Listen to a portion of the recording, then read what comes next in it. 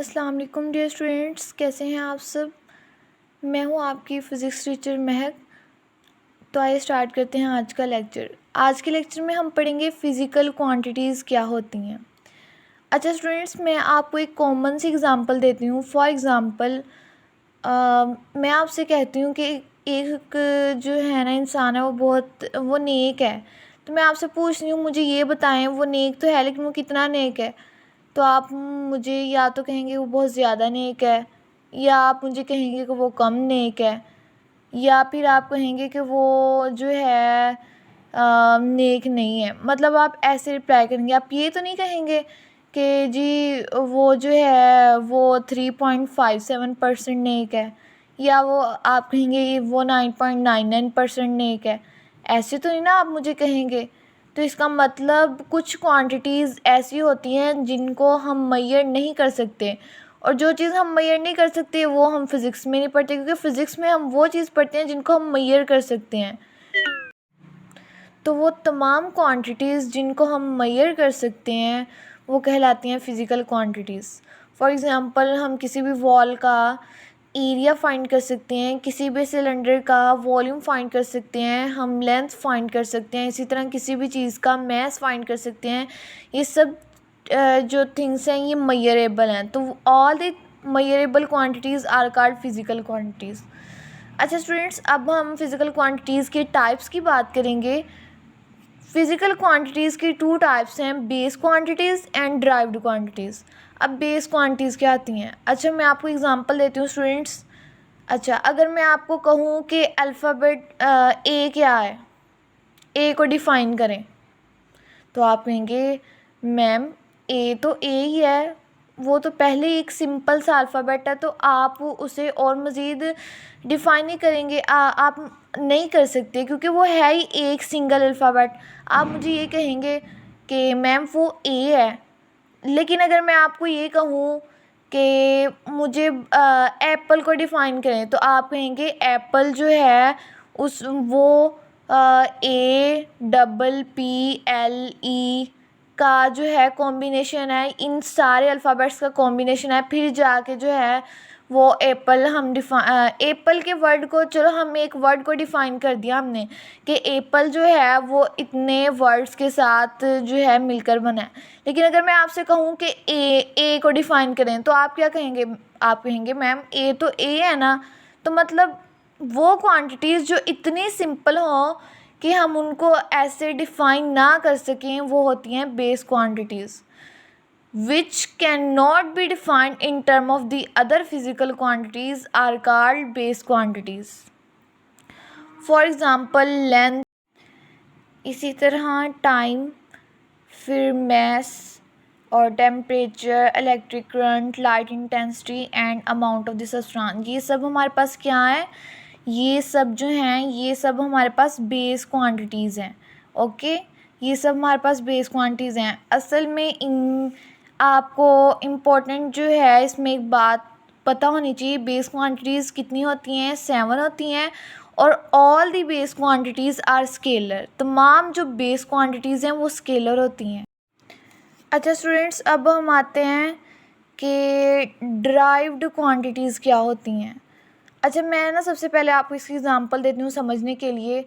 देखें students, speed जो है, ठीक है, स्पीड किसका कॉम्बिनेशन है, स्पीड का फार्मूला क्या होता है, speed is equal to distance by time. अच्छा, डिस्टेंस क्या है, डिस्टेंस लेंथ की टर्म में आता है, ठीक है, और टाइम टाइम है। लेंथ क्या है, बेस क्वांटिटी है, टाइम क्या है, बेस क्वांटिटी है। इसका मतलब दो बेस क्वांटिटीज़ मिलकर एक ड्राइव्ड क्वांटिटी बनाती हैं। अब ये देखें ना कि इधर लेंथ है, ये भी एक बेस क्वांटिटी है, और टाइम है, ये भी एक बेस क्वांटिटी है। जब दो बेस क्वांटिटीज़ कंबाइन की तो एक ड्राइव क्वांटिटी वजूद में आई, जिसे हम कहते हैं स्पीड। अब जो स्पीड है वो इटसेल्फ तो बेस क्वांटिटी नहीं है ना। बेस क्वांटिटीज़ तो ये दो हैं जिन्होंने मिलकर एक ड्राइव क्वांटिटी को जो है डिफ़ाइन किया है। ये जो ड्राइव क्वांटिटी है ये किसके टर्म्स पे जो है बेस कर रही है, टू बेस क्वांटिटीज़ के। इसीलिए हम कहते हैं the quantities which are defined in term of the other physical quantities are called base quantities. Base quantities की काफ़ी एग्जांपल हैं, for example speed, force, acceleration etcetera. और बेस क्वांटिटीज़ जो होती हैं ये अनलिमिटेड होती हैं, ये आगे से आगे ड्राइव होती रहती हैं। इसके बाद जो है इम्पोर्टेंट शॉर्ट क्वेश्चन है, measurement of a base quantity. Base quantity की मेजरमेंट 2 स्टेप्स में होती है।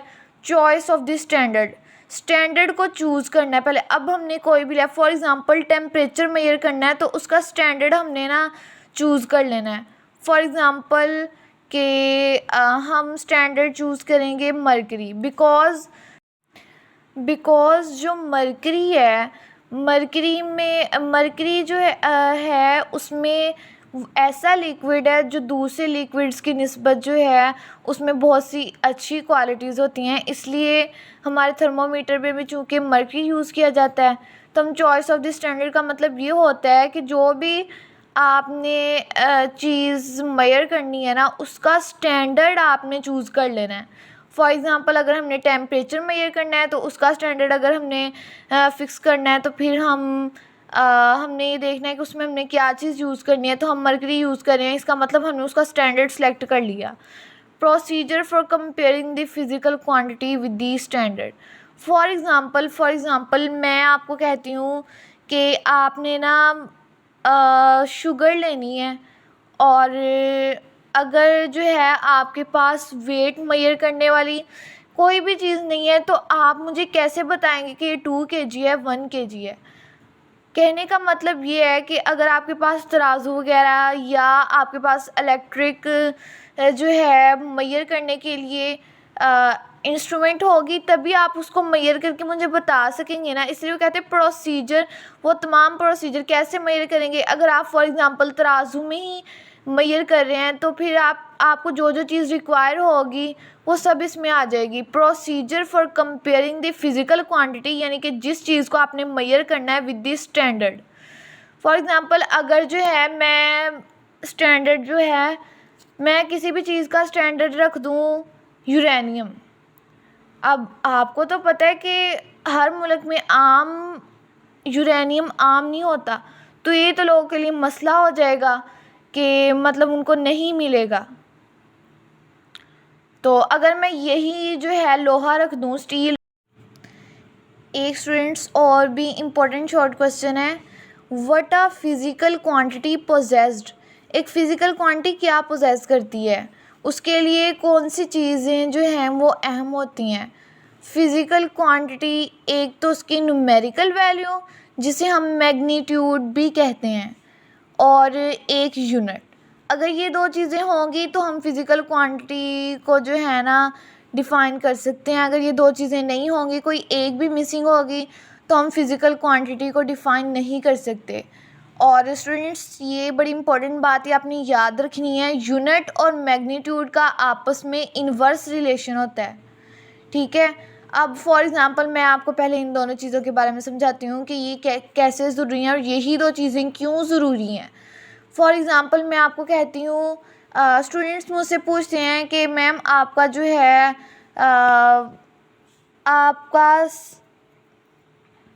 मुझसे पूछते हैं कि मैम ये जो टेबल है या जो चेयर है इसका जो है साइज़ कितना है, इसकी लेंथ कितनी है। तो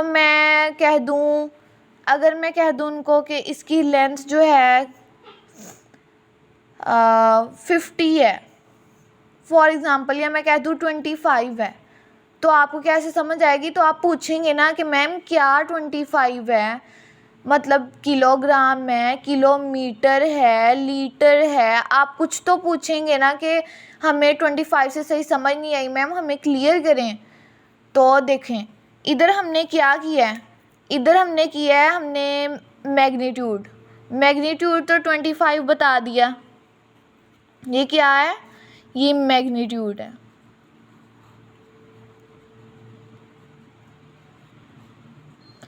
लेकिन मैं सिर्फ अभी मैग्नीट्यूड बता रही हूँ जिसकी वजह से आपको इसमें जो है ना मैंने सिर्फ जो है मैग्नीट्यूड बताया आपको, लेकिन यूनिट नहीं बताया। जब मैं यूनिट नहीं बताऊंगी तो आपको समझ नहीं आएगी। आप कहेंगे कि बताएं ना कि क्या 25 है, 25 किलोमीटर है, 25 मीटर है, अब 25 लीटर है। आप मुझसे यूनिट पूछेंगे, बिकॉज यूनिट के बगैर आपको समझ ही नहीं आएगी। या फिर मैं आपसे कहूँ कि इसकी जो लेंथ है ना फीट है, तो आप कहेंगे क्या फीट है, ये कितने फीट है। ये इधर मैं क्या बता रही हूँ, इधर मैं बता रही हूँ सिर्फ और सिर्फ यूनिट। तो आप देख सकते हैं कि मैग्नीट्यूड बताया तब भी जो है क्लियर नहीं हुआ, क्योंकि मैग्नीट्यूड मैं आपको बता रही हूँ। जब मैं आपको यूनिट ही नहीं बताऊंगी तो आपको कैसे क्लियर होगा। इसी तरह जब मैं फीट बता रही हूँ, अकेला फीट, तो आप ये पूछेंगे ना कि कितने फीट है, तो फिर आपको समझ आएगी। जब मैं कह दूँ फीट है तो आप कुछ समझ आएगी, नहीं समझ आएगी। और ये मैंने क्या बताया, ये मैंने अकेला यूनिट बताया। इट मीन्स डैट कि जब अगर ये दोनों चीज़ें बहुत इम्पॉर्टेंट हैं। अगर मैं आपको अब ऐसे कहूँ कि इस चेयर का या इस टेबल का की जो लेंथ है वो 25 फीट है, अब आपको समझ आ रही है। अब आपको समझ आएगी कि हाँ जी 25 जो है उसका मैग्नीट्यूड है,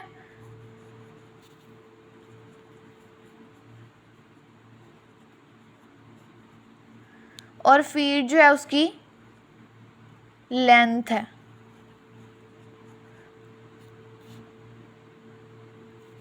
सॉरी, फीट जो है उसका यूनिट है, यानी कि लेंथ का यूनिट है। ठीक है। और अब मैं आपको बताती हूँ कि इन दोनों का जो है ना, इन दोनों का आपस में इन्वर्स रिलेशन कैसे है, यूनिट और मैग्नीट्यूड का। अब देखें, अगर मैं कहती हूँ कि मैं जा रही हूँ 3 किलोमीटर डिस्टेंस पे, अब इधर यूनिट क्या है, बड़ा है, किलो में आ रहा है, बड़े में आ रहा है। ठीक है, लेकिन उसका मैग्नीट्यूड कितना है, कम है। ऐसे ही है, मैग्नीट्यूड उसका कम है लेकिन यूनिट क्या है, बड़ा है। इसी तरह अगर मैं इसको मीटर में कन्वर्ट कर दूँ, आप मुझे कहें कि मीटर में बताएं, तो मैं कहूँगी 3000 मीटर। तो इधर क्या है, मैग्नीट्यूड ज़्यादा हो गया और यूनिट छोटा हो गया। इससे प्रूव हुआ कि यूनिट और मैग्नीट्यूड का इन्वर्स रिलेशन है। स्टूडेंट्स, उम्मीद है कि आपको आज का लेक्चर बहुत अच्छे से समझ आया होगा। कोई भी आपको अंडरस्टैंडिंग ना हुई हो, किसी चीज़ के मुतालिक आपको समझ ना आई हो, तो आप कमेंट्स बॉक्स में ज़रूर पूछें। होप सो आपको बहुत अच्छे से समझ आ गई होगी। अब मिलते हैं नेक्स्ट लेक्चर में। अल्लाह हाफिज़।